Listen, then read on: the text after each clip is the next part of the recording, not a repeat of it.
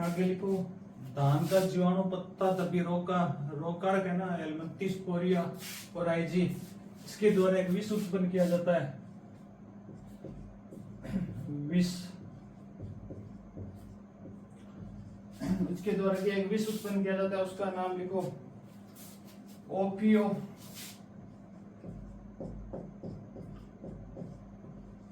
ओपियोबोलिन ओपियोबोलिन और एक विष है कोचियोबोलिन कोचियोबोलिन।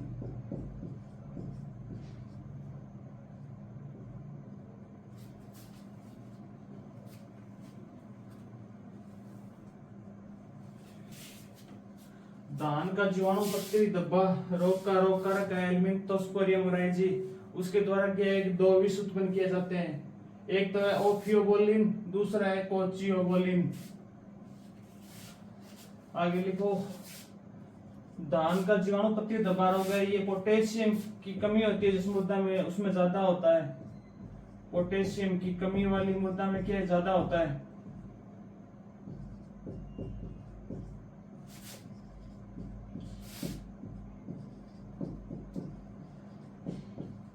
जिन मृदाओं में पोटेशियम की कमी है ना, उन मृदाओं में धान का भूरा पत्ती धब्बा रोग ज्यादा फैलता है। पोटेशियम की कमी वाली मृदाओं में ज्यादा होता है। लक्षण लिखो भी अपनी फसल में भूरा पत्ती धब्बा रोग हो जाएगा तो उसके लक्षण क्या होंगे। पत्तियों पर पीले धब्बेदार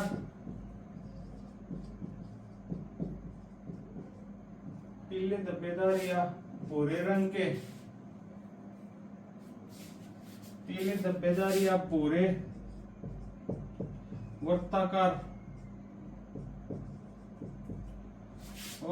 धब्बे दिखाई देंगे।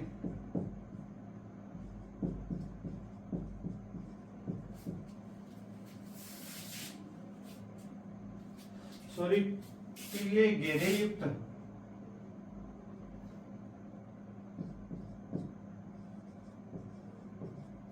पीले पत्तियों पर पीले घेरे युक्त या पूरे वर्ताकार धब्बे दिखाई देंगे। ये अपनी फसल में क्या है कि धान की फसल में पूरा पत्ती धब्बा रोग हो जाएगा तो उसकी हम पहचान कैसे करेंगे कि पत्तियों पर पीले घेरे युक्त या पूरे वर्ताकार धब्बे दिखाई देंगे। अब एक चीज लिखो नोट लगा के, जितने भी बीज जनित रोग है ना उसमें अपने बीजोपचार तो करते ही हैं। बीजोपचार में अपने कौन कौन से रसायन काम में लेते हैं वो मैं आपको सभी फसलों के एक साथ ही दिखा रहा हूँ। जितने भी बीज जनित रोग होंगे तो इनमें से जो रसायन है ना वही काम में लिए जाएंगे। तो लिखो इसके अंदर बीजोपचार हेतु रसायन, बीजोपचार हेतु रसायन। बीजोपचार में अपन जितने भी रसायन में आपको लिखाऊंगा उनकी मात्रा या तो 2 ग्राम प्रति लीटर लेंगे या 2 ग्राम प्रति किलोग्राम बीज या 3 ग्राम प्रति किलोग्राम बीज। रसायन लिखो कैप्टान। सभी रसायन में आपको एक साथ ही लिखा रहा हूं, इनमें से क्या है कोई भी रसायन अपने काम में ले सकते हैं। Captan, thiram, ceresan, एग्रोसन,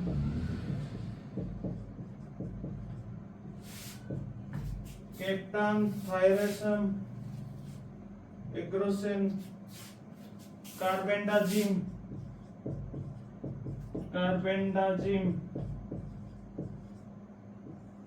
carbendazim.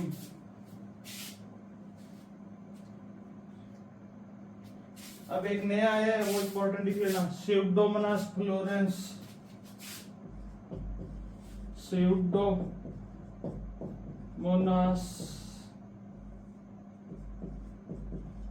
Florence,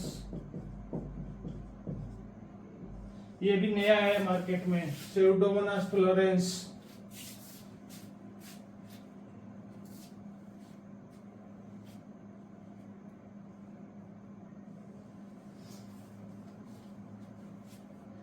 धान का पूरा पत्ती दबा रोग, इसका रोग कारक है एल्मिंथोस्पोरियम ओराइजी, जो एक विष उत्पन्न करता है उस विष का नाम क्या है ओफियोबोलिन या कोचियोबोलिन।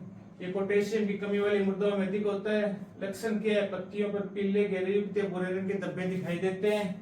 बीजोपचार है तो अपने जो भी रसायन काम में लेते हैं उनकी डोज क्या होगी, 2 ग्राम प्रति किलोग्राम बीज या 3 ग्राम प्रति किलोग्राम बीज। यहाँ पर अपने जितने भी क्रॉप में रोग पड़ेंगे वो पूरे फुल डिटेल से पढ़ेंगे, आपको कहीं बाहर से पढ़ने की जरूरत नहीं पड़ेगी।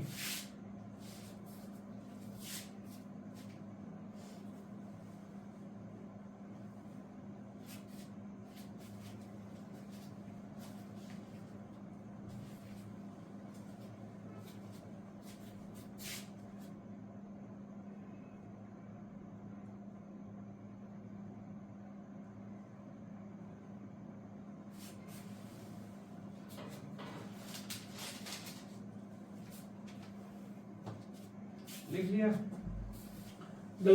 अगला रोग लिखो धान का टुकड़ो रोग।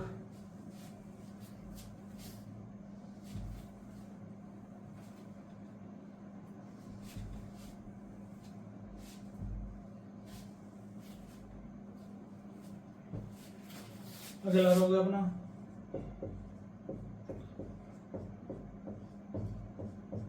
धान का टुकड़ो रोग। धान का टुकड़ो रोग एक वायरस से होता है, वायरस जनित रोग है। वायरस जनित रोग है तो वायरस का कोई ना कोई तो वाहक जरूर होगा। उस टुकड़ो रोग का वाहक है वाहक ग्रीन लीफ हॉपर यानी हरा खुद का, ग्रीन लीफ हॉपर। धान का हरा खुद का।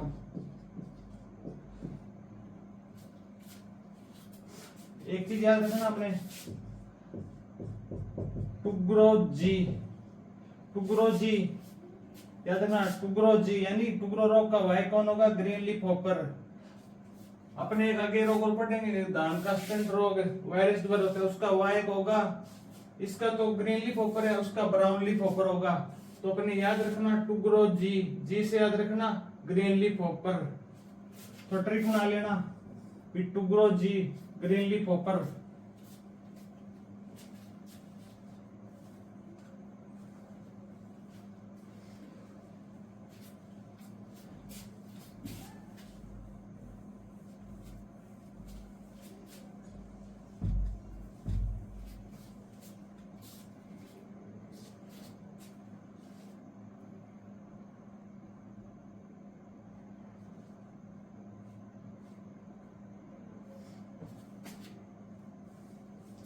एक रोग वो साथ में लिख लो, धान का ग्रासिस्टेंट रोग।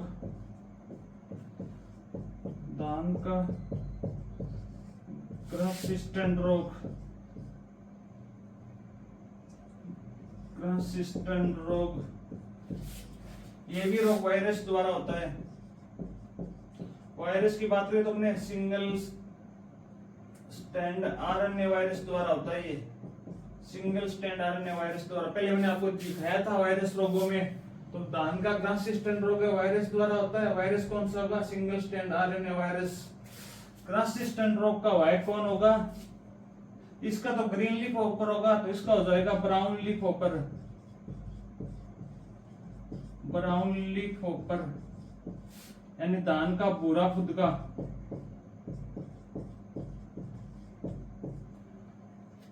धान का भूरा खुद का कीट है ना, उस किसका वाहक है, ग्रासिस्टेंट रोग का वाहक ब्राउन लीफ हॉपर है, और ग्रीन लीफ हॉपर है वो टुग्रो वायरस, टुग्रो रोग का वाहक है। इससे याद रखना टुग्रो जी, जी से याद रखना ग्रीन लीफ हॉपर। तो ट्रिक बना लेना भी टुग्रो क्या लिखना, टुग्रो जी। 2-3 बार पढ़ोगे ना टुग्रो जी तो इससे याद हो जाएगा भी टुग्रो रोग का वाहक है वो कौन है, ग्रीन लीफ हॉपर। बाकी बचा ब्राउन लीफ, ये ग्रासिस्टेंट रोग का वाहक हो जाएगा। एग्जाम में क्वेश्चन पूछे हुए हैं, पर इसमें क्या अपने कंफ्यूज हो जाते हैं एग्जाम में ग्रीन लीफ हॉपर और ब्राउन लीफ हॉपर में, तो इससे थोड़ा याद रह जाएगा भी टुग्रो जी, जी से ग्रीन लीफ हॉपर।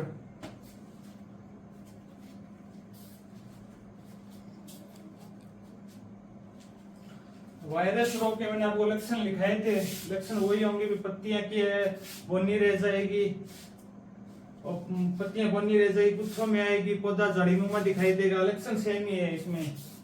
वायरस रोग है जिसमें लक्षण लगभग सेम ही है।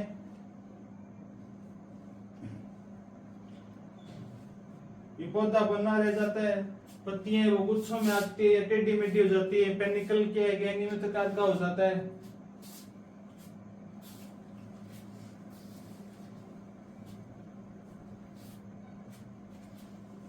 एक चीज लिखना नोट लगा कि वायरस द्वारा जितने भी रोग होते हैं उनके नियंत्रण में हम कीटनाशक का उपयोग करते हैं, क्योंकि वायरस जितने भी उसका वाहक कौन होते हैं, कीट होते हैं। तो लिख लेना वायरस रोगों के नियंत्रण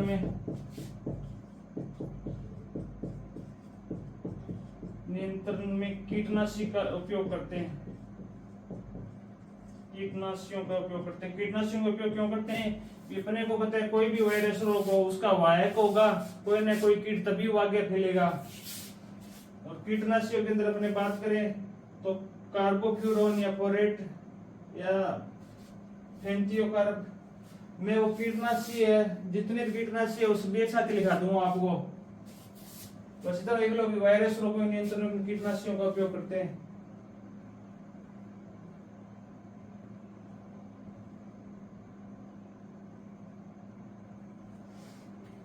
ये धान का टुकड़ा रोग वायरस द्वारा होता है, वाहक किसका हो गया? ग्रीन लीफ कोपरेनी, धान का हरा खुद का।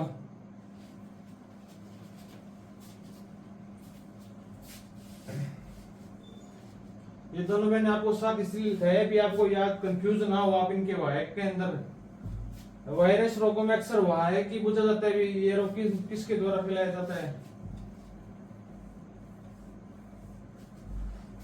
अगला रोग लिखो धान का खेरा रोग।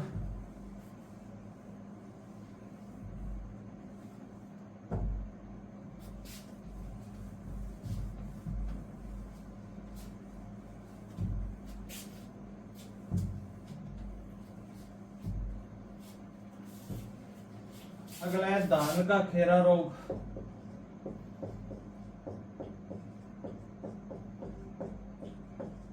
धान का खेरा रोग, धान का खेरा रोग सभी को पता है, अपने को जिंक की कमी से होता है, पर इसका एक नया नाम आया है अभी, आइवोरी रस्ट। आइवोरी रस्ट इसका नया नाम क्या है? Ivory rust. यदि एग्जाम में पूछ लिया है वो रस्ट किसके द्वारा होता है तो लगभग किसी को नहीं आएगा, 10% 90% स्टूडेंट इसके अंदर क्या है फेल होंगे।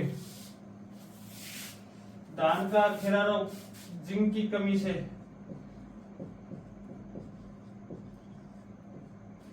प्लस लिखना इसमें पोटेशियम की अधिकता से। जिंक की कमी और पोटेशियम की अधिकता से। आजकल क्या है कि क्वेश्चन पूछने का तरीका बदल चुका है। ये अपने धान का खेरा रोग पूछेंगे तो सीधा नहीं पूछेंगे जिंक की कमी से होंगे, साथ में ये पोषक तत्व भी देंगे कि पोटेशियम की कमी से होता है या पोटेशियम की अधिकता से होता है, नाइट्रोजन की कमी से होता है। तो जिन मृदा में पोटेशियम की अधिकता होगी ना उनमें ये धान का खेरा रोग अधिक होने की संभावना होती है। तो आगे लिखना प्लस लगा कि जिंक की कमी प्लस पोटेशियम की अधिकता। धान का खेरा रोग है ये धान की नर्सरी का प्रमुख रोग है, नर्सरी में ही होता है ये। धान की नर्सरी का प्रमुख रोग है, धान की नर्सरी का प्रमुख रोग है। और इसकी खोज वाई.एल. नेने ने 1966 में की थी। कहाँ की थी? यूपी के तराई क्षेत्र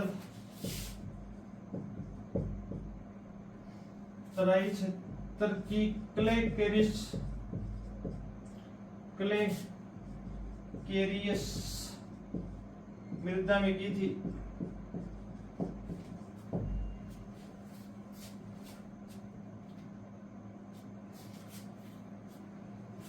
वाई.एल. नेने ने 1966 में खोज किसने की थी? धान के खेरा रोग की खोज वाई.एल. नेने ने कौन सी मृदा में की थी? ये इंपॉर्टेंट है, क्ले केरियस मृदा में की थी।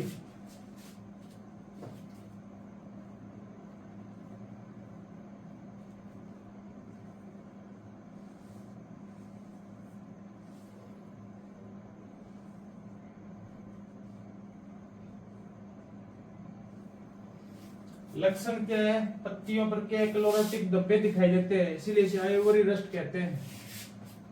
लक्षण लिख लो।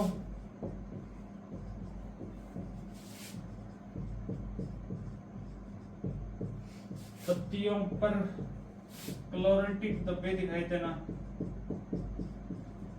क्लोरोटिक धब्बे दिखाई देना।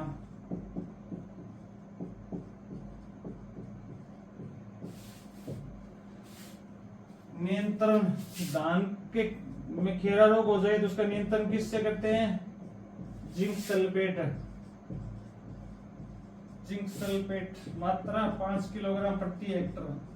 यदि खड़ी फसल में रोग हो गया है तो जिंक सल्फेट, यदि पहले से अपनी किसका नियंत्रण करना है तो बुआई के समय अपने बुआई के समय 25 किलोग्राम प्रति हेक्टर जिंक सल्फेट डाल सकते हैं या डालते हैं। 25 किलोग्राम प्रति हेक्टर जिंक सल्फेट डालते हैं। धान का खेरा रोग, इसका नया नाम क्या है? आइवरी रस्ट भी कहते हैं इसे। तो जिंक की कमी और पोटेशियम की अधिकता से होता है। यदि ऐसे दे पूछ लिया एग्जाम में जिंक की कमी या प्लस दे दिया पोटेशियम की कमी, पोटेशियम की अधिकता ऑप्शन देती है, या नाइट्रोजन की कमी, नाइट्रोजन की अधिकता, तो लगभग स्टूडेंट हो गया है कि इस चीज का ध्यान नहीं है। आजकल थोड़े क्वेश्चन के टेक्निकल क्वेश्चन पूछने लगे एग्जाम में,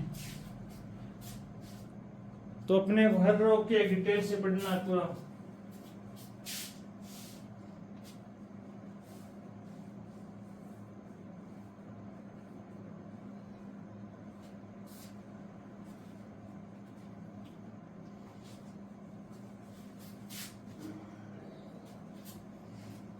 धान का आइवरी रस्ट जिंक की कमी और पोटेशियम की अधिकता से।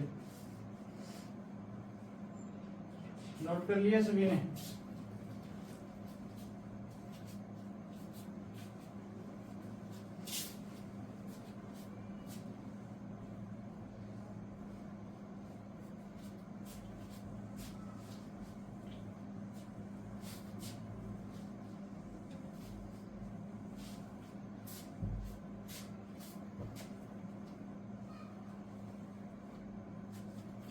अगला रोग लिखो, धान का बेचैनी रोग।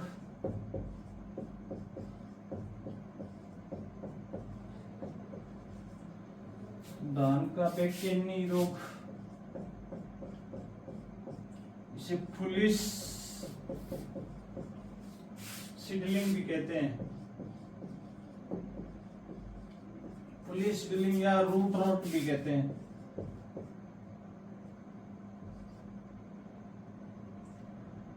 Root rot. धान के बेचैनी रोग का रोगकारक है जिब्रेल्ला फ्यूजिकोराई। जिब्रेल्ला फ्यूजिकोराई।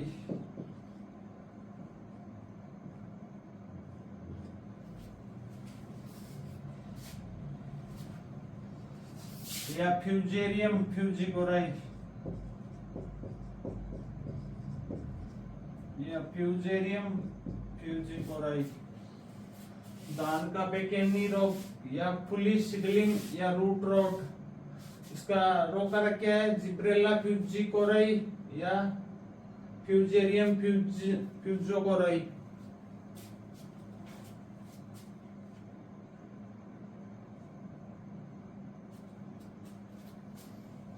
रूट रॉट नहीं, सॉरी, फूट रॉट है ये। फूट रॉट है, फूट रॉट, फूट रॉट है।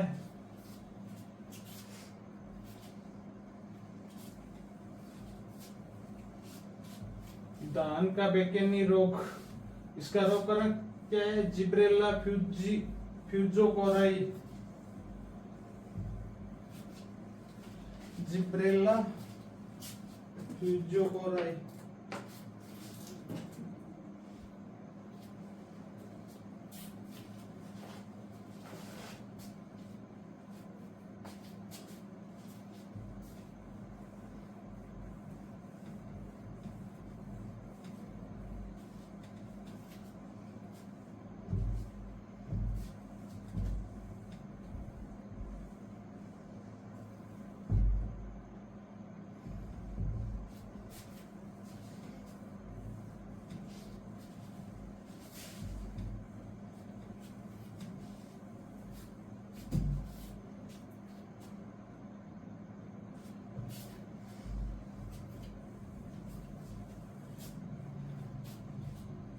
दान का बैक्टीरिया या पुलिस सीडलिंग,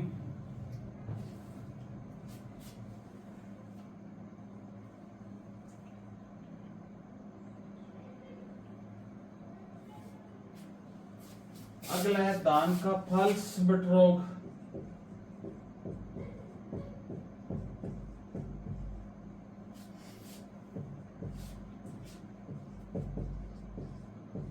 दान का फल्स मट रोग, दान का फल्स मट रोग, इसका रोग का रखा है स्टिलोजिनो,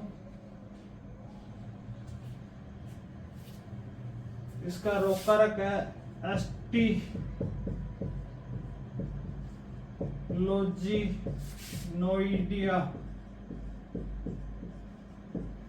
एस्टिलोजिनोइडिया वायरेंस,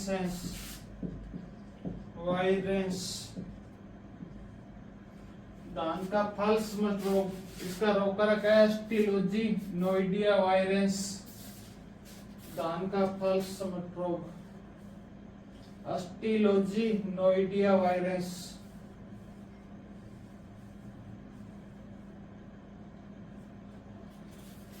अगला है दान का उद्बता रोग, दान का उद्बता रोग, इसका रोग का रखा है इफेलिस ओराइजी,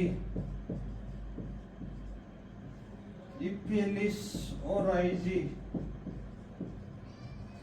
इनके रोग का रख के अपने को याद रखने हैं, इनके रोग का रख के एग्जाम में सीधा क्वेश्चन तो नहीं देगा, पर जो मिलाने वाले क्वेश्चन होते हैं ना उसमें ये लगभग एग्जाम में पूछ लेते हैं क्वेश्चन, दान का फल्स रोग का रख का मिलान कीजिए, उद्बता रोग का रोग मिलान कीजिए, ऐसे क्या है कि अपने को इनका रोग का रख केवल पता होना चाहिए। दान का उद्बता रोग,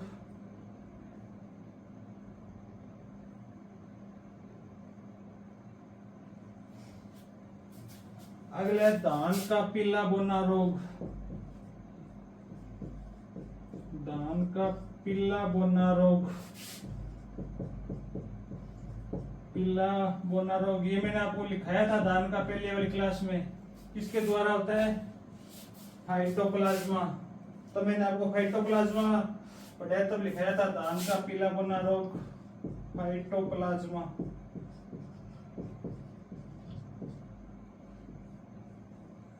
और इसका फाइटोप्लाज्मा के द्वारा हुआ है तो इसका वाहक है ग्रीन लीफ हॉपर,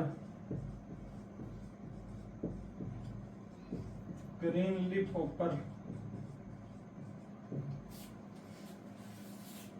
दान का पीला बोना रोग,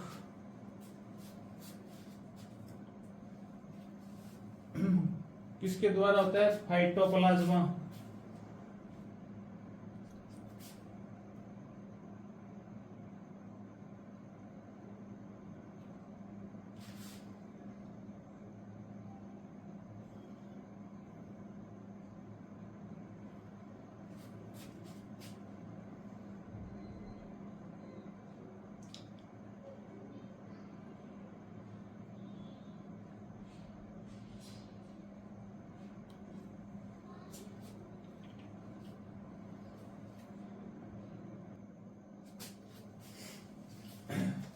अगला रोग लिखो दान का शीत ब्लाइट रोग, दान का शीत ब्लाइट या शीत झुलसा रोग, शीत झुलता रोग। इसका रोग का रखा है राइजोक्टोनिया सोलेनाई, राइजोक्टोनिया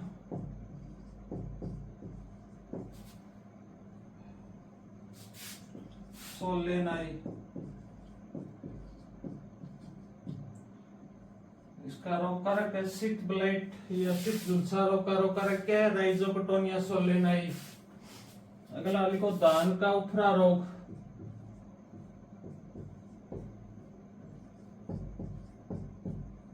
दान का उफरा रोग। डाइलिस अंगेस्टी, डाइटिलेक्स अंगस्टर,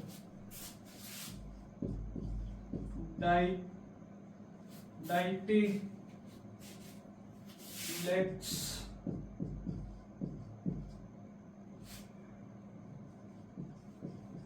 अंगस्टस सूत्रकृमि द्वारा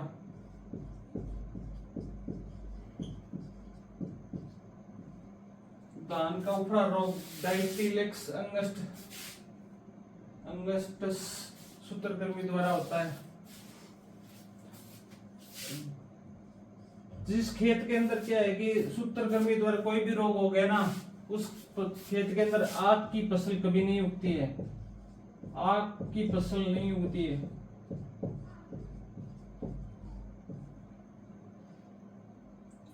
जिस भी खेत के अंदर के सूत्रकृमि रोग हो गया ना, उसमें के आग की फसल कभी नहीं उगती है। और एक चीज नोट लगा के लिख लेना, सूत्रकृमि रोग नियंत्रण के लिए अपने गेंदा की फसल लगाते हैं, मैरीगोल्ड नियंत्रण के लिए किसका उपयोग करते हैं, गेंदा या मैरीगोल्ड।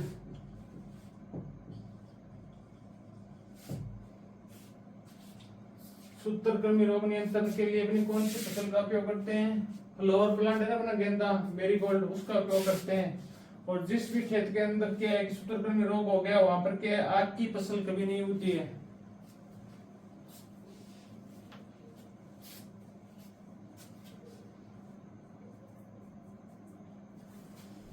अगले है धान का अकमची रोग।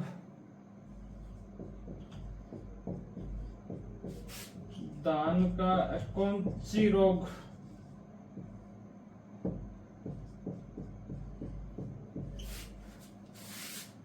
H2S विषालुता के कारण, H2S विषालुता के कारण।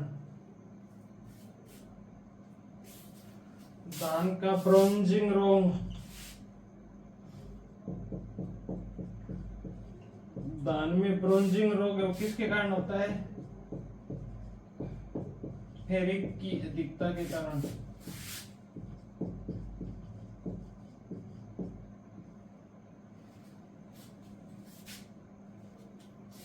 और धान का लास्ट रोग है श्वेत कली रोग, श्वेत कली रोग फेरिक की कमी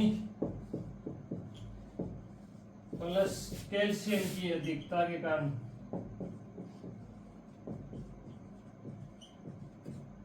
कैल्शियम की अधिकता के कारण, फेरस की कमी और कैल्शियम की अधिकता के कारण कौन सा रोग होता है, श्वेत कली रोग। धान का कौन सी रोग, H2S विषालुता के कारण, ब्रोंजिंग रोग फेरिक की अधिकता के कारण। धान का शीत ब्लाइट या शीत झुलसा रोग राइजोक्टोनिया सोलेनाई।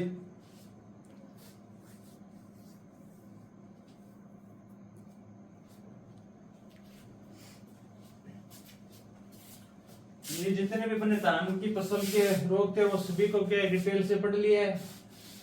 अब आपको जितने भी धान के रोग थे ना वो सभी में डिटेल से करवा दिया, आपको कहीं बाहर से पढ़ने की जरूरत नहीं है। ट्यूशन आएगा तो एग्जाम में इन्हीं के में से आएगा।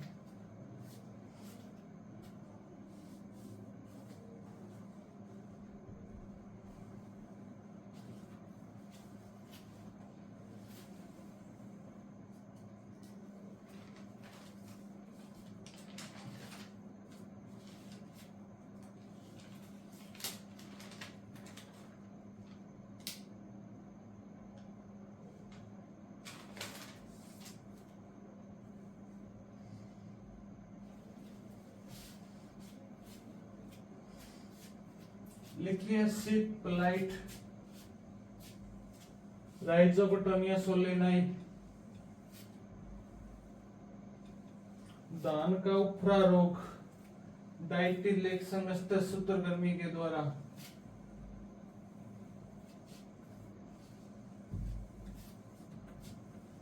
धान का कौन सी रोग, H2S विषालुता के कारण।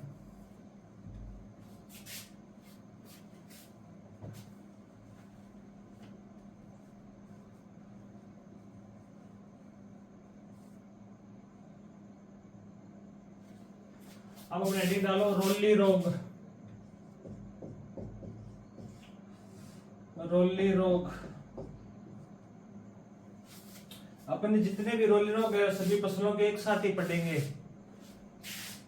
रोली रोग, पहला इसमें लिखो रोली रोग है उसका किसके द्वारा फैलता है, ये वायु जनित रोग है। ये जितने भी रोग है वो हवा के द्वारा फैलते हैं, नहीं वायु जनित रोग है। फैलने का माध्यम क्या है, हवा।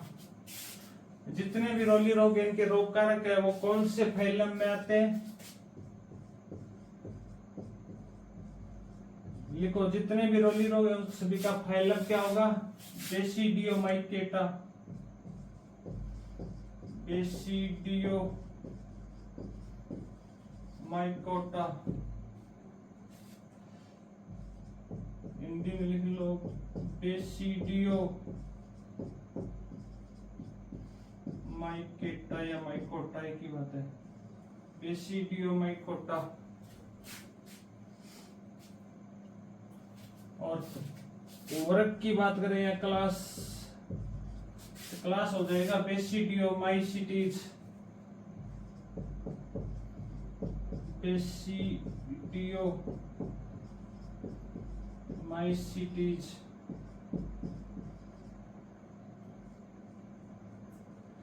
क्लास या वर्ग की बात करें तो रोली रोग के रोग कारक सभी कौन से क्लास में आएंगे, बेसिडियोमाइसिटीज।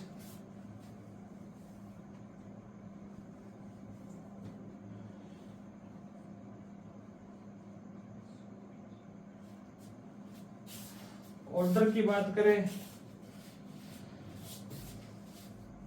रोली रोग के रोग कारक है वो सभी कौन से ऑर्डर के अंदर आएंगे, पक्सीनेलस या यूरेडिनेलस के कारण ऑर्डर में।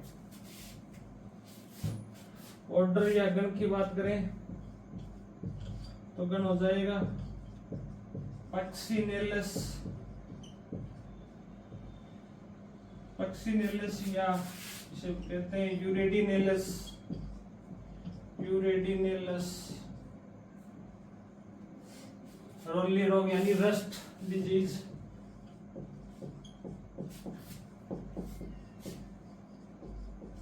रस्ट डिजीज इनके फैलने के माध्यम से हवा यानी वायु के द्वारा फैलते हैं। ये फाइलम या फाइलम की बात करें तो इनका फाइलम हो जाएगा बेसिडियोमाइकेटा। वर्ग या क्लास की बात करें तो इनका हो जाएगा बेसिडियोमाइसिटीज। ऑर्डर की बात करें तो पक्सीनेलस या यूरेडिनेलस।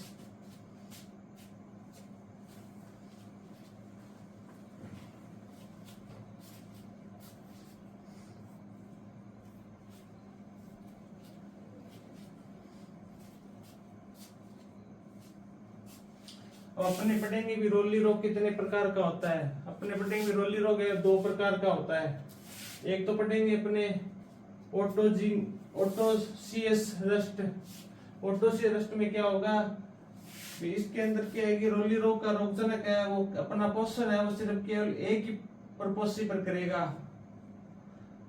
जो अपना जीवन चक्र पूरा करेगा ना, रोली रोग का रोग कारक है वो एक ही प्रपोषी पर करेगा।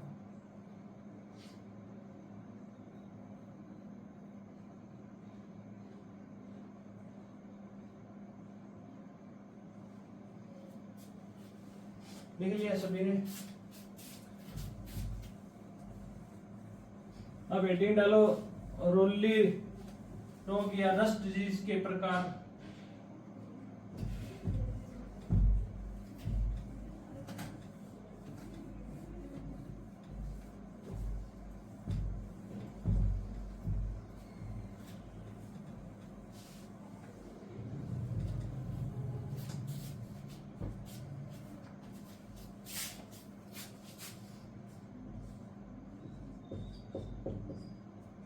रस्ट या रोली, सॉरी ऊपर लिखा हुआ है रस्ट या रोली रोग के प्रकार।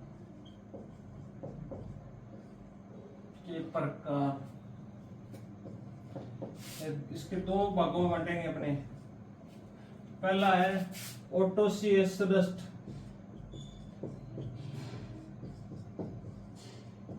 ओटोसियस रस्ट यानी एकस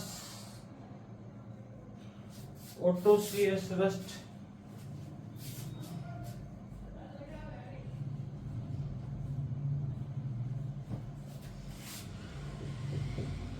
एकश्री एकश्री रोली। ओटोसीएस में क्या होता है कि रोली रोग का रोगजनक है वो केवल एक ही पर्पज से प्रक्रिया है कि अपना जीवन चक्र पूरा करता है। इसमें लिखो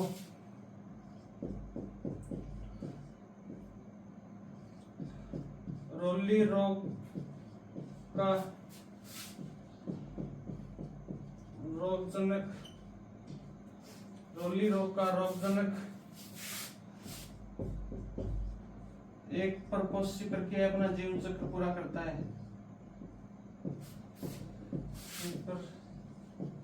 जीवन चक्र क्या पूर्ण करता है अपना।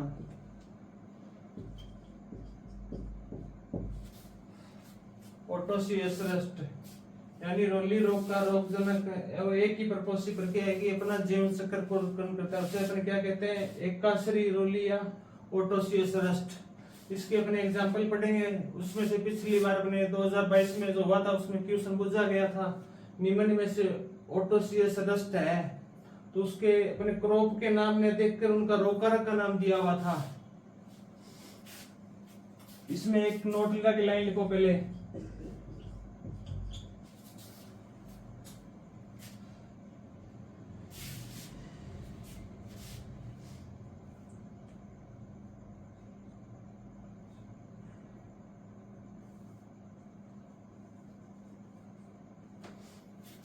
इसमें लिखो अधिकांश रोली रोग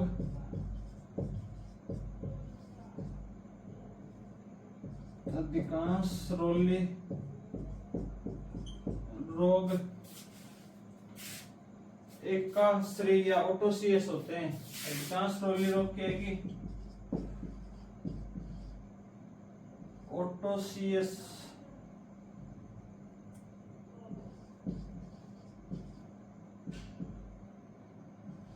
ओटोसीएस होते हैं। अधिकांश रोली रोग है ना, जितने भी फसलों के रोली रोग है वो क्या होते हैं, ओटोसीएस होते हैं। कुछ अपवाद है उनको लिख लो।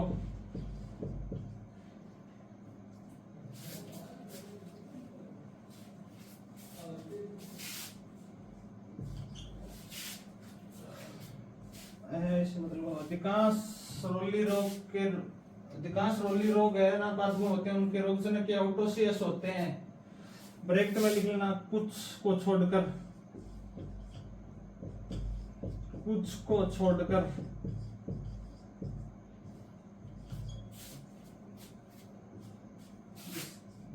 गेहूं का रस्ट है ना, गेहूं, ज्वार, बाजरा,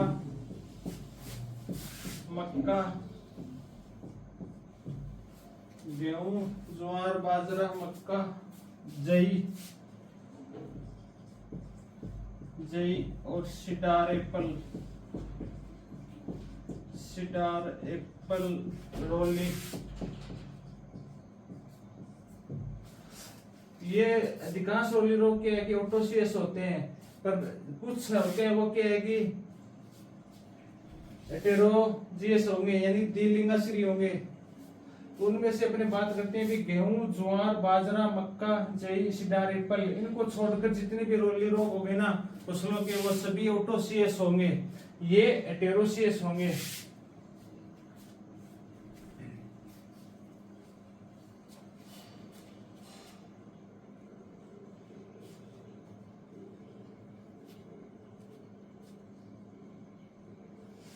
कहने का मतलब ये है कि जितने भी फसलों में रोली रोग का रोगजनक होगा ना या फसलों में रोली रोग होंगे वो सारे अधिकतर ओटोसीएस होंगे। पर कुछ है जैसे गेहूं का रोली रोग हो गया, ज्वार का रोली रोग हो गया, बाजरा का रोली रोग हो गया, मक्का का रोली रोग, जई का रोली रोग और सिडार एप्पल का रोली रोग है ना, ये सारे क्या है, हेटेरोसीएस है। इनको छोड़कर बाकी सभी जो भी एग्जाम में कोई भी पूछ ले तो अपने को क्या है कि ओटोसीएस करके आना है। अपने कहने का मतलब अपने को ये 5 है ना, इनको याद रखना है। इनके अलावा और कोई भी एग्जाम में पूछ ले तो वो सभी एक लिंग वो ओटोसीएस या एकाश्री होंगे।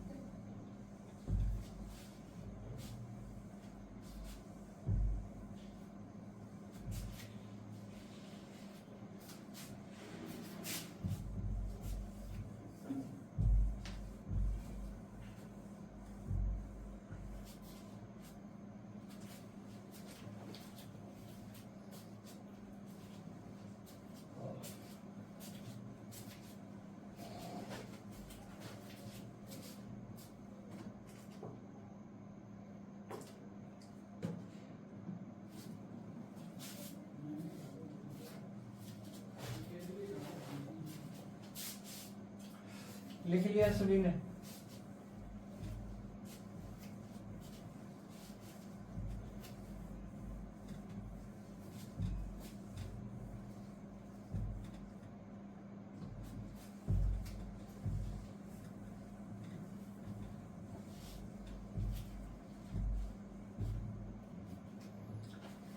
अब अपने जितने भी रोली रोग के रोग चले गए ना फसलों के, उन सभी को एक साथ पढ़ लेंगे।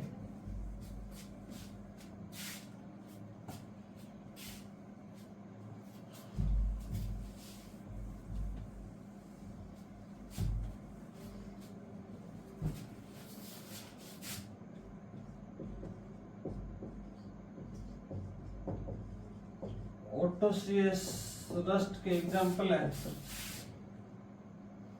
ओटोसियस रस्ट के अंदर कौन कौन से रोग फसलों के आते हैं वो सभी को अपने एक साथ ही लिख लेंगे।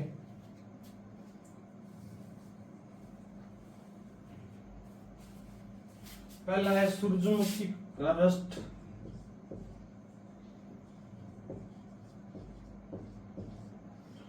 सूरजमुखी का रोली रोग।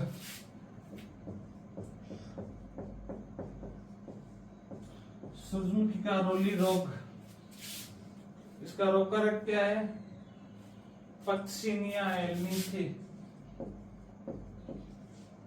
पक्सिनिया एल्मिंथी। इनका सूरजमुखी का बॉटनिकल है एलियमेंथस है, उससे याद रह जाएगा एल्मिंथी, एलियमेंथस। सूरजमुखी का रोली रोग पक्सिनिया एल्मिंथी।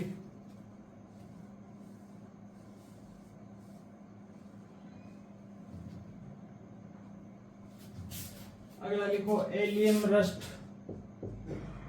एलियम के अंदर प्याज और लहसुन दोनों ही आ जाएंगे। एलियम का रोली रोग पक्सिनिया।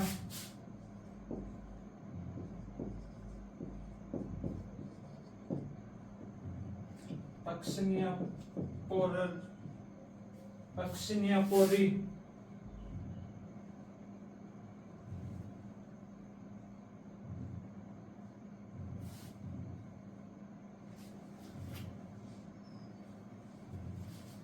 पक्सिनिया पोरी या पक्सिनिया एल्ली।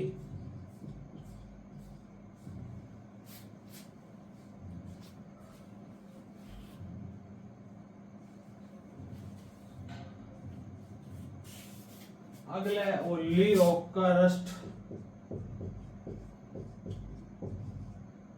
ओली ओक यानी फ्लोर प्लांट है ना, ओली ओक, उसमें रोली रोग का रोगजनक क्या है? पक्सिनिया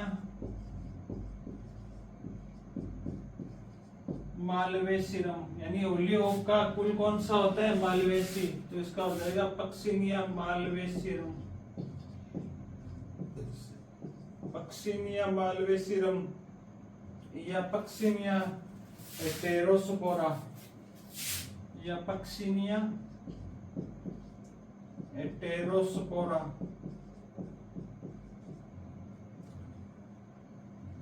पक्सिनिया मालवेसीरम या पक्सिनिया एटेरोस्पोरा। ओली ओक का रोली रोग का रोग कारक है पक्सिनिया मालवेसीरम या पक्सिनिया एटेरोस्पोरा। ओली ओक का कुल कौन सा होता है? मालवेसी होता है।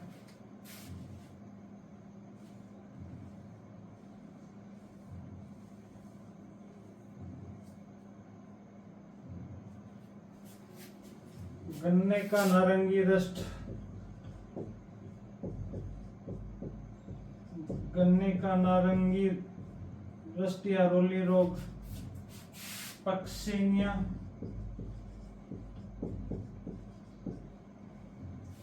कुहेली। पक्सिनिया कुहेली।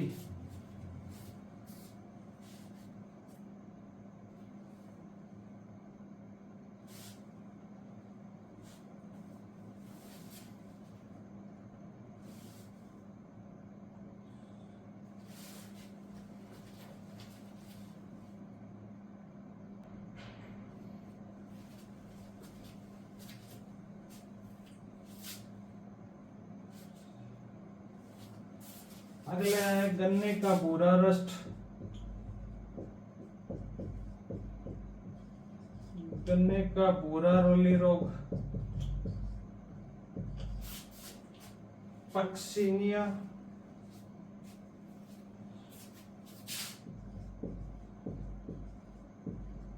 पक्सिनिया, मेलानोसी, मेलानोसिफेला, मेलानोसिफेला, गन्ने का भूरा रोली रोग, पक्सिनिया मेलानोसिफेला।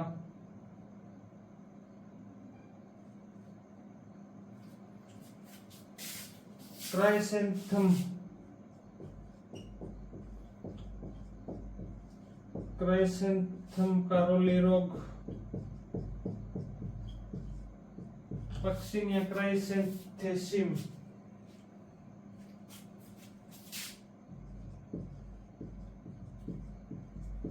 Puccinia क्राइसेंथेमी, Puccinia क्राइसेंथेमी।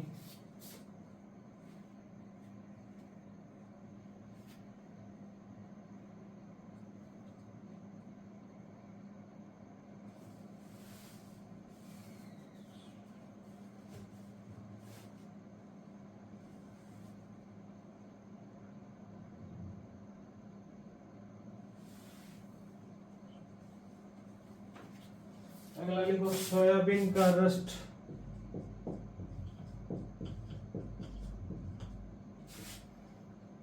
सोयाबीन का रोली रोग,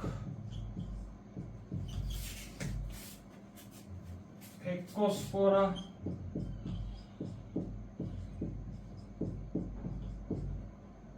पक्सिनिया का रोली रस्ट, फेकोस्पोरा,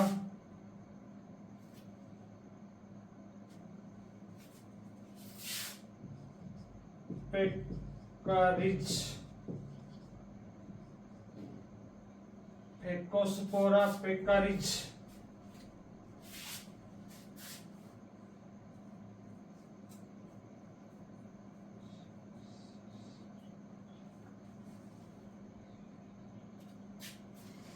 अगला है चने का रोली रोग, चने का रोली, यूरोमाइसीज, यूरोमाइसीज,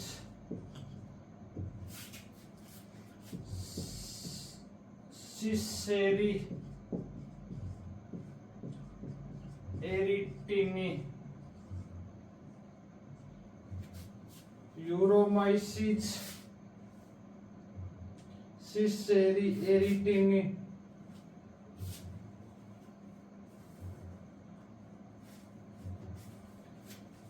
इनमें से बने सोयाबीन, चना,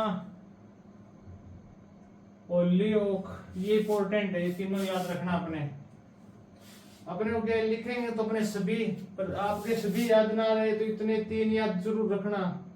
बाकी मैंने इससे पहले आपको लाइन लिखाई थी, अधिकांश क्या है कि रोली रोग क्या है कि एक ओटोसीएस होते हैं, किनको छोड़कर ज्वार, मक्का, बाजरा, जई, गेहूं, सिडार, एप्पल, इन 5 या 6 को छोड़कर बाकी जितने भी रोली रोग है वो क्या होते हैं, ओटोसीएस होते हैं। और साथ में क्या है कि अपने क्या है कि इनके रोगजनक है ना, रोगजनक के नाम ये याद होने जरूरी है। पिछली बार जो क्वेश्चन पूछा था ना वो रोगजनक केंद्र से पूछ लिया था, निम्न में से कौन सा रोली रोग का रोगजनक ओटोसीएस है, तो वो अलसी का पूछा था पिछली बार। बाकी 3 उनके दे दिए थे, गेहूं, बाजरा, मक्का, 3 उनके दिए थे, एक दे दिया था अलसी का, वो आगे आएगा मैं आपको लिखाऊंगा, तो वो अलसी वाला सही हुआ था। मेल्फे,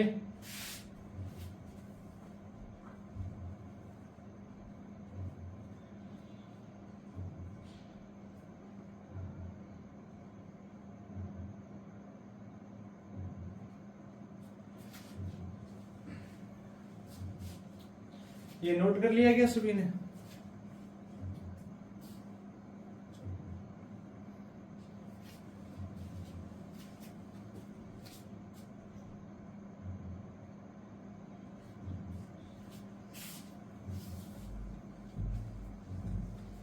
फिर अपने आगे के रोली रोग के ये सभी फसलों के एक साथ ही पढ़ रहे हैं, आगे नहीं पढ़ेंगे इनको, फिर एक साथ अपने के याद हो जाएंगे सभी के साथ में। इनका बूझा भी कहेगी, इनका वर्गीकरण के आधार पर है। तो इनके जितने भी अपना रोली रोग है ना, इनके रोग के फाइलम है हो गया, क्लास हो गई, ऑर्डर हो गया, ये अपने को क्या याद रखना। फाइलम और क्लास तो एक समान ही है, बेसिडियोमाइकेटा या बेसिडियोमाइसिटीज। और अपने ऑर्डर की बात करें तो टक्सिनेलिस या यूरिडिनेलिस हो गया। कहां तक आगे थे, इतना तक पढ़ लिया था। अगला लिखो रिज्का कारोली।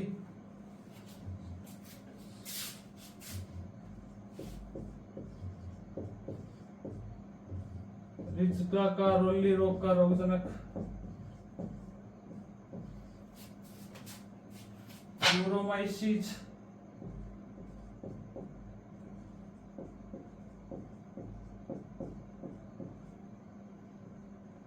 यूरोमाइसिस्ट्राइटस,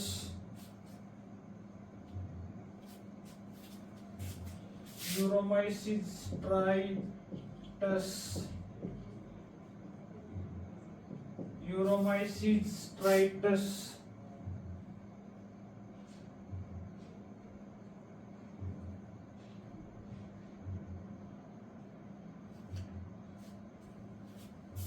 अगला लिखो कार्नेशन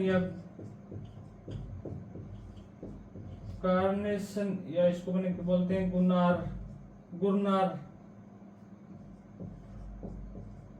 गुरनार कारोली रोग, यूरोमाइसिस डायेंथी, यूरोमाइसिस डायेंथी, यूरोमाइसिस डायेंथी।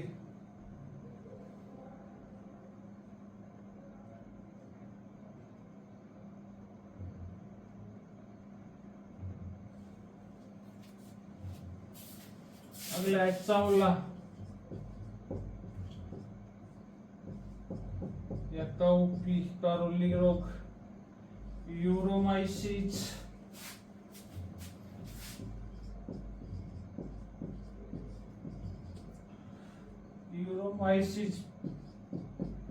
फेसियोली, वैरायटी हो जाएगा विग्ना। इतना याद रखना, यूरोमाइस फेसियोली, चावला कारोली।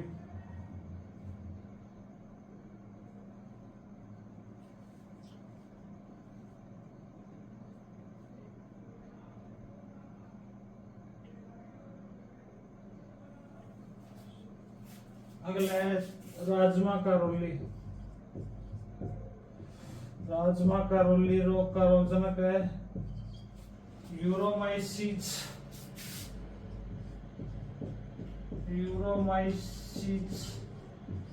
अपेंडिकुलस,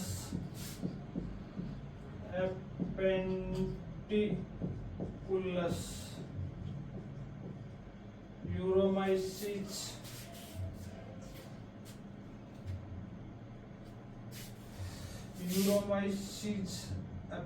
अपेंडिकुलस।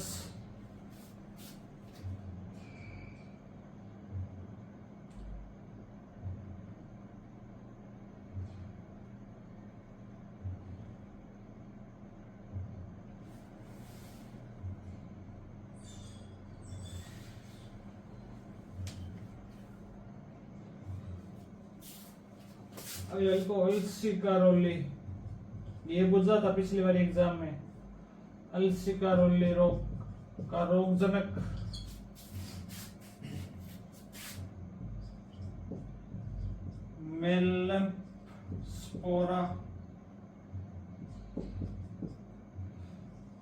मेलप्स्पोरालिनी, मेलप्स्पोरालिनी।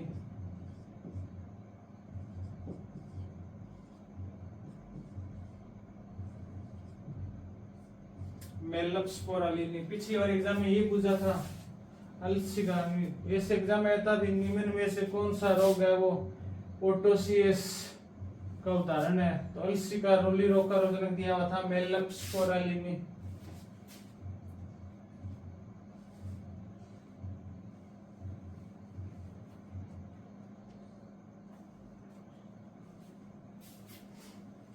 कॉफी का रोली कॉफी का रोली एमिलिया एमिलिया वेस्ट्रिस एमिलिया वेस्ट्रिस।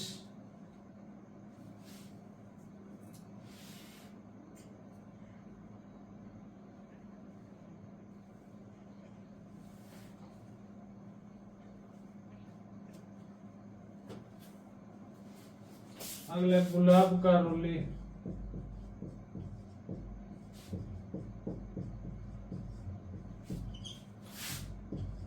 फर्गमीडियम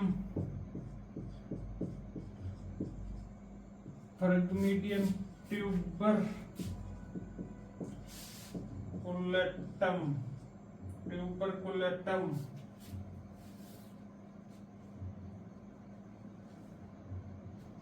ये अपने के ओटोसियस रस्ट के एग्जांपल हो गए सारे, नोट कर लो। रोली रोग है जितने फसलों के सभी के अपने लगभग के एक साथ पढ़ लिए। ओटोसियस रस्ट के एग्जांपल यानी ओटोसियस रस्ट के उदाहरण कौन कौन से रस्ट है वो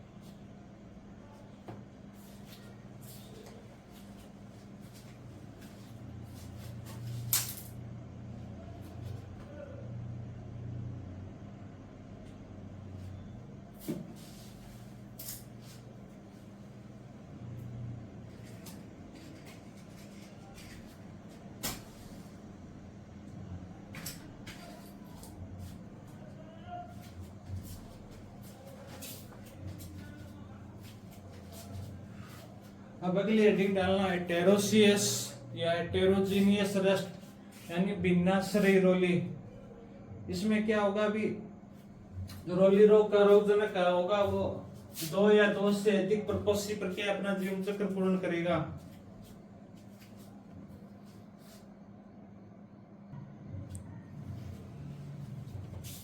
अगली हेडिंग डालो हेटेरोसियस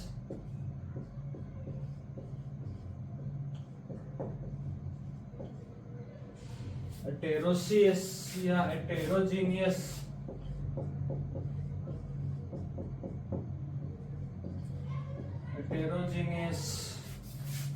यानी भिन्नाश्रयी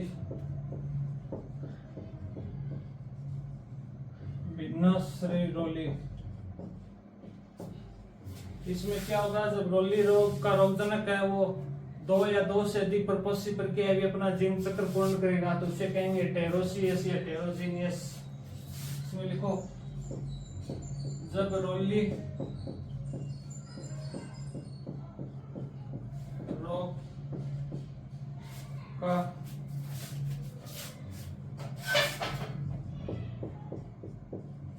रोगजनक 2 या अधिक प्रकोष्ठी पर अपना जीवन चक्र पूर्ण करता है।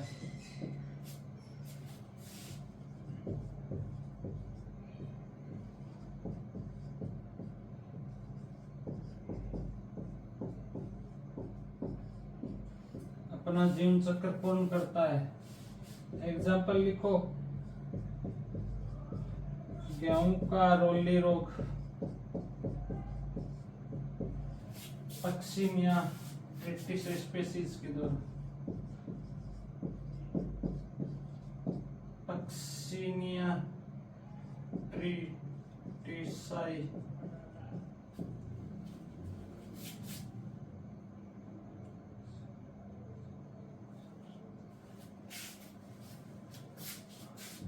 बाजरा का रोली रोग,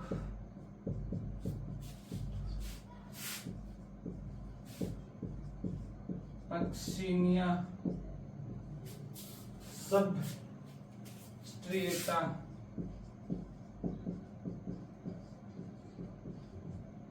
पक्सिनिया सबस्ट्रिएटा,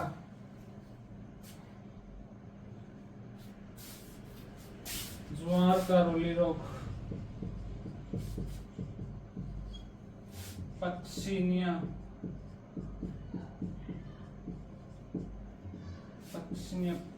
पुरपुरिया, ज्वार का पक्सिनिया पुरपुरिया,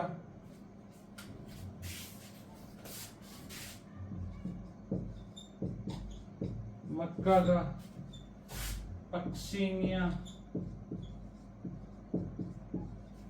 मकर रोली का रोगजनक है पक्सिनिया मेंडिस, ये पक्सिनिया सोरबी,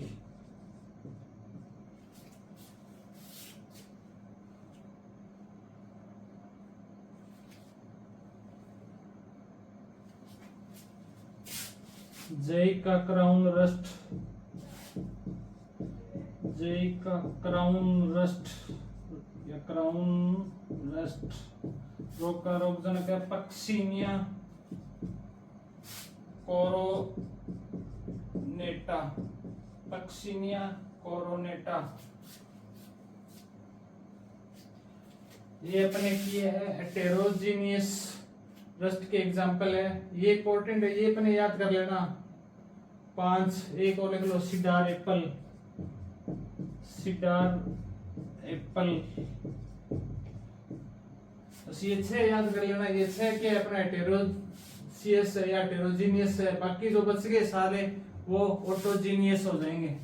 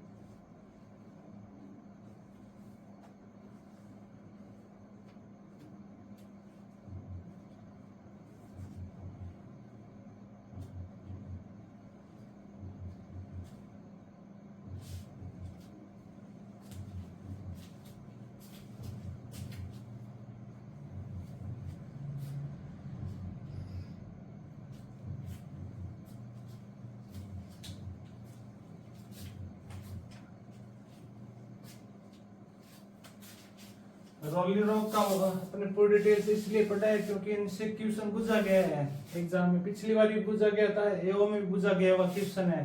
तो अपने क्या है कि रोली रोग इसको क्या है कि एक साथ पूरी डिटेल से पढ़ना जरूरी था, तो एग्जाम में क्वेश्चन पूछ लिए गए इसे, तो क्वेश्चन आने की संभावना है यहाँ से।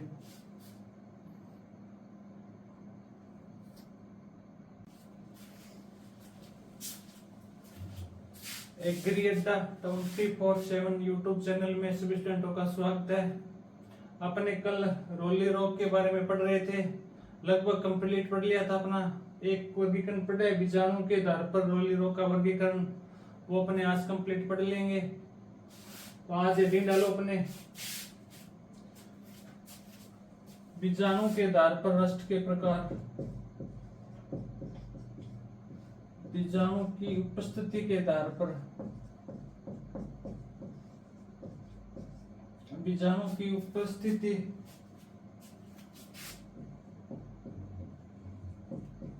के आधार पर रस्ट के प्रकार बीजाणु की उपस्थिति के आधार पर रस्ट के प्रकार दो प्रकार की होती है। पहला लिखो मैक्रोसाइक्लिक रस्ट, मैक्रोसाइक्लिक रस्ट या द्विचक्रीय रस्ट।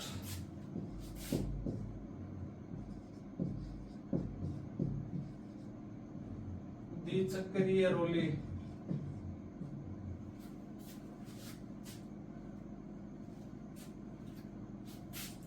Micro cyclic rust. इसमें क्या है, 5 प्रकार के बीजाणु होते हैं।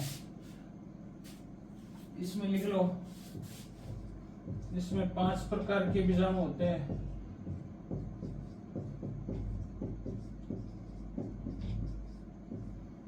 उनकी एक ट्रिक है,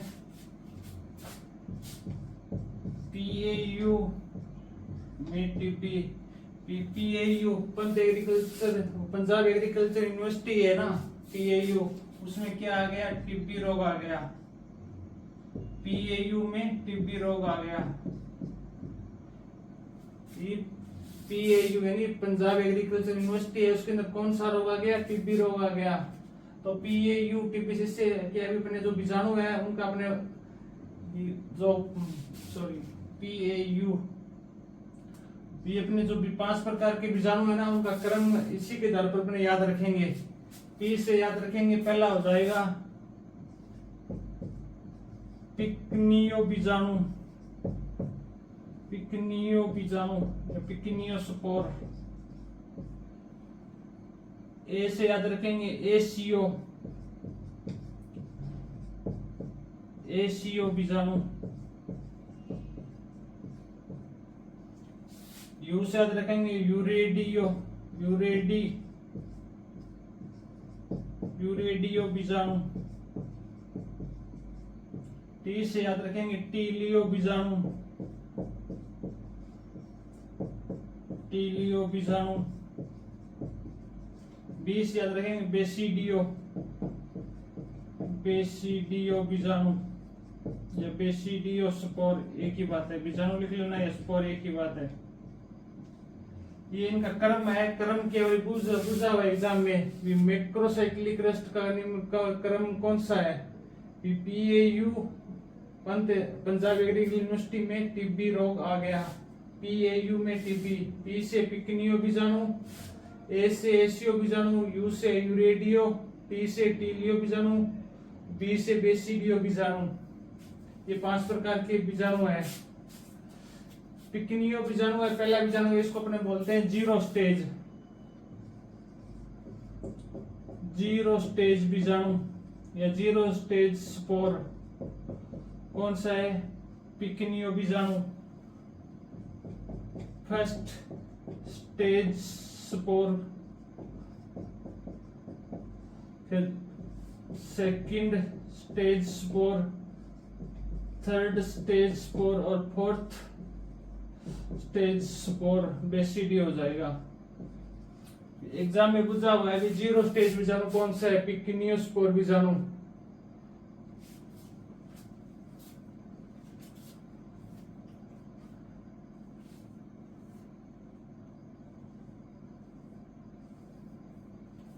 पिकनियो स्पोर बीजाणु है, इसको स्पर्मेशिया,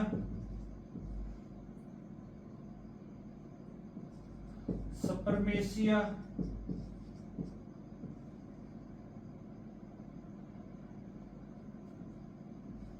स्पर्मेशिया या स्पर्मेटोगोनिया भी कहते हैं।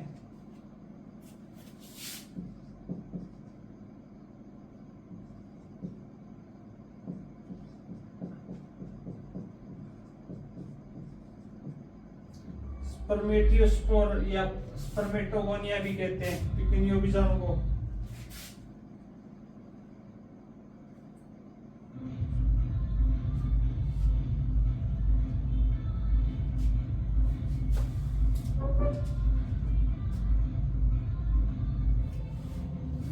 ये फर्स्ट दो बीजाणु है ना, ये अपना जीवन चक्र है, ये परपोषी पादप पर पूरा करते हैं, परपोषी पादप पर। फर्स्ट वाले दो बीजाणु है अपना पिकनियोस्पोर और एसियोस्पोर बीजाणु है ना, ये परपोषी पादप पर अपना क्या जीवन चक्र पूर्ण करते हैं। और ये तीनों बीजाणु है, ये गेहूं की फसल पर अपना जीवन चक्र पूर्ण करते हैं। चलो इसको मैं आगे लिखा दूंगा, आप ये मत लिखो, एक बार इतना ही लिख लो। ये अपने गेहूं में रोली रोग पड़ेंगे ना, तब उसमें लिखा दूंगा। मैक्रोसाइक्लिक रस्ट यानी द्विचक्रीय रोली, इसमें 5 प्रकार के बीजाणु होते हैं। पीएयू में टीबी रोग, ये पेंट्रिक हो गई। पिकनियो बीजाणु, एसियो बीजाणु, यूरेडियो, टीलियो, बेसियो। यूरेडियो बीजाणु को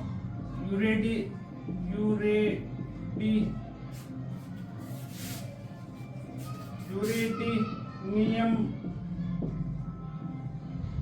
स्पोर भी कहते हैं, यूरेडिनियम स्पोर भी कहते हैं यूरेडियो बीजाणु को। मैक्रोसाइक्लिक रस्ट के उदाहरण है, लिख लो, गेहूं का रोली रोग,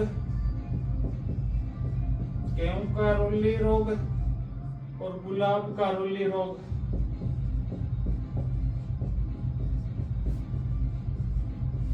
इंपॉर्टेंट है ये गेहूं का रोली रोग है ना, ये दो ही रोली रोग ऐसे है जो मैक्रोसाइक्लिक चक्कर क्या है इसमें पूर्ण होता है। 500 प्रकार के बीजाणु इनमें पाए जाते हैं। गेहूं का रोली रोग है ना, इसमें ये 500 बीजाणु पाए जाते हैं। मैक्रोसाइक्लिक रस्ट या द्विचक्रीय रोली, इसमें 5 प्रकार के बीजाणु होते हैं, नोट कर लो। जीरो स्टेज किसको कहते हैं? पिकनियोस्पोर बीजाणु को।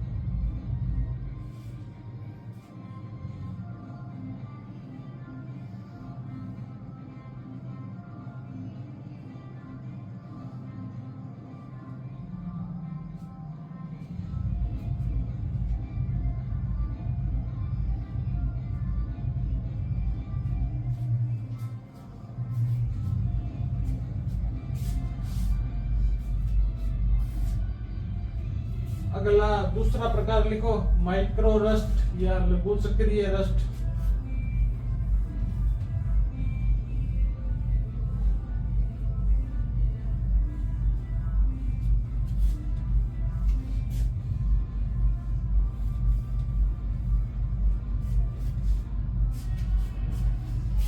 दूसरा प्रकार है माइक्रोसाइक्लिक रस्ट या लघु चक्रीय रस्ट, लघु चक्रीय रोली।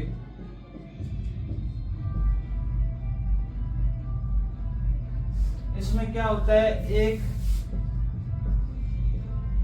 या अधिक बीजाणु होते हैं, वो अनुपस्थित होते हैं। ये 500 प्रकार के बीजाणु इसमें नहीं पाए जाते हैं। एक या अधिक बीजाणु अनुपस्थित होते हैं।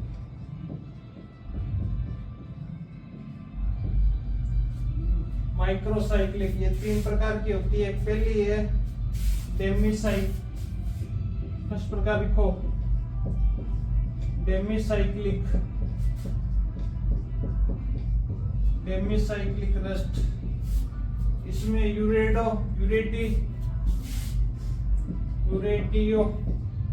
यूरेडियोस्पोर बीजाणु वो अनुपस्थित होता है, बाकी चारों क्या होते हैं, उपस्थित होते हैं। डेमिसाइक्लिक रस्ट में क्या होता है, यूरेडियोस्पोर बीजाणु है वो, या यूरिडोस्पोर या यूरोडियो बीजाणु के अनुपस्थित होता है। दूसरा है हेमिसाइक्लिक,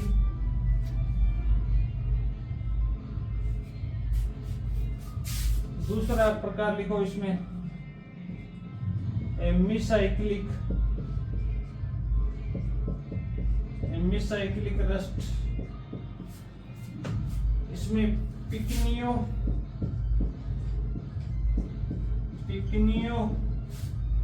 स्पोर और एशियोस्पोर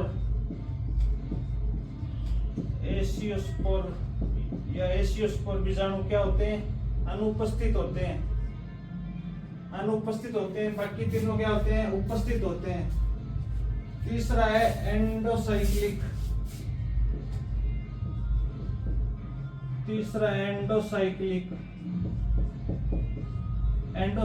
रस्ट।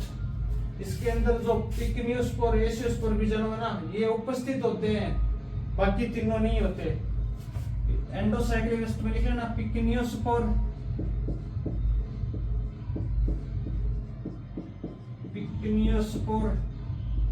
और एशियोस्पोर। या एशियोस्पोर बीजाणु ये दोनों क्या होते हैं? उपस्थित होते हैं।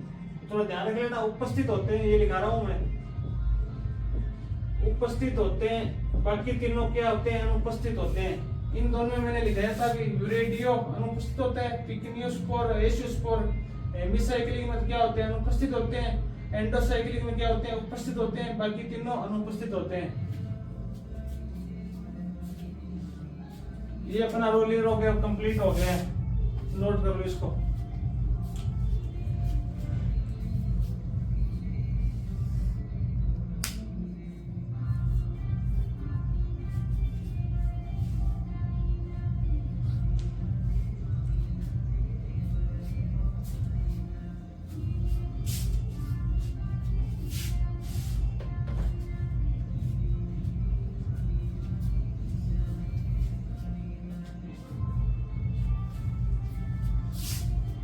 प्लांट पैथोलॉजी में आपको क्या पूरी डिटेल से करवाई गई है। आपको अदर बुक पढ़ने की कोई जरूरत नहीं है। कई स्टूडेंट क्या है कि कमेंट में लिख रहे थे भी सर हम कौन सी बुक पढ़े,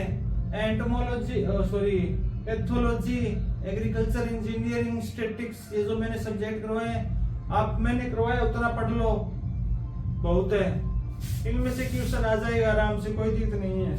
आप पीछे के एग्जाम, कोई भी एग्जाम हुआ है एग्रीकल्चर के अंदर उठा के देख लेना, चाहे एओ का हो, चाहे एग्रीकल्चर ऑफिस AAO के अंदर कौन सी भी डिपार्टमेंट के अंदर हुआ हो, स्टैटिक्स में हो, चाहे इंजीनियरिंग में हो, क्वेश्चन आपको वहीं से आए हुए मिलेंगे।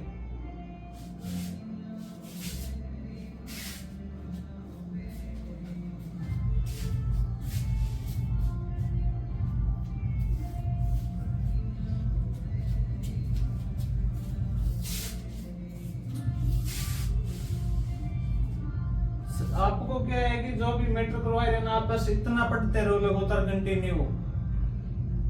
ज्यादा मैटर पढ़ने से कभी सिलेक्शन नहीं होगा। मैटर अपने के जो पढ़ रहे हैं ना वो पूरा ध्यान से पढ़ो, पूरा रिवीजन करो उसका। कई बार अपने क्या होते हैं 2-3 बुक ले आते हैं, कभी इससे पढ़ते हैं कभी उससे पढ़ते हैं, टॉपिक अपने कवर करते नहीं है, फिर बोलते हैं सिलेक्शन नहीं हुआ, पढ़े तो वही थे। पढ़ने से नहीं, पढ़ने का तरीका सही होना चाहिए अपना। कोचिंग में हम करवा रहे हैं, तुम्हारा काम ही क्या है भी हम वही करवा रहे हैं जो एग्जाम की दृष्टि से महत्वपूर्ण है। जितना भी इसका सिलेबस है वो सभी सिलेबस क्या है हम इस क्लास के अंदर क्या है कवर कर रहे हैं। आप कौन सा एग्जाम उठा के देख लेना, आपको इसमें ऐसे क्वेश्चन आए हुए मिलेंगे। कौन सी भी आप कोचिंग की टेस्ट सीरीज ज्वाइन कर लेना, तो आपको पता चल जाएगा भी क्वेश्चन कहां से आ रहे कहीं से नहीं आ रहे। भी वही बात है, अभी गाइड पढ़नी है तो फिर आप कोचिंग में वीडियो देख क्यों रहे हो, गाइड से ही पढ़ लो। तो कोचिंग में आपने आए हो वीडियो देख रहे हो आप, तो इसका मतलब है भी आपको क्या है, हमारा फर्ज है भी आपको मैटर हम देंगे, आपको लाके पढ़ना आपका काम है। तो हम जितना करवा रहे हैं आप उतना पढ़ लो, मोर देन एफिशिएंट रहेगा। तो अगली हेडिंग डालो अपने कंडियस मटर हो गए ना, उसको अपने पहले डिटेल से पढ़ लेंगे पूरे। फिर बाकी अपने क्रॉप में आगे कंटिन्यू चलते जाएंगे। फिर अपने गेहूं या वीट यानी वीट की फसल में जो डिजीज है उनका डिटेल से पढ़ेंगे।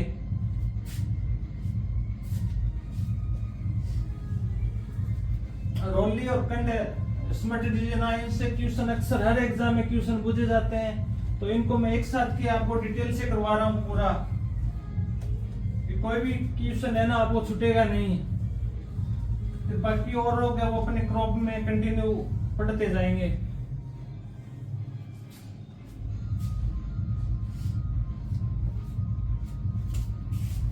हेडिंग डालो कंड या स्मट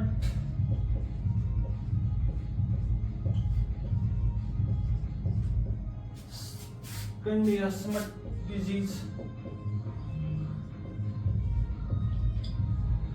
अधिकांश कंड या स्मट डिजीज है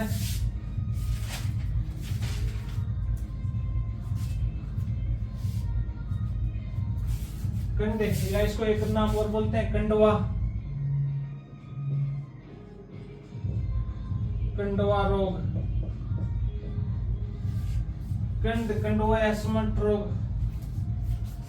एक लाइन लिखो इसमें नोट लगा के, अधिकांश कंड या स्मट रोग है ना वो बीज जनित होते हैं।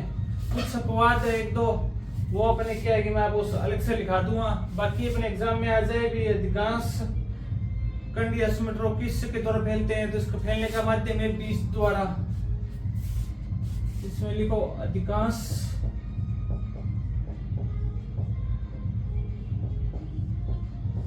कंड रोग या स्मट डिजीज, कंड या स्मट रोग है बीज द्वारा फैलते हैं, बीज द्वारा।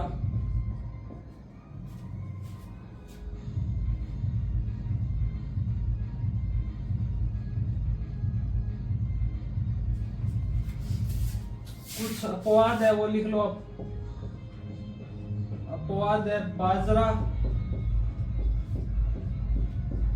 मक्का और गन्ना, इन तीनों में फैलता है सोइल यानी मृदा जनित, मृदा के द्वारा।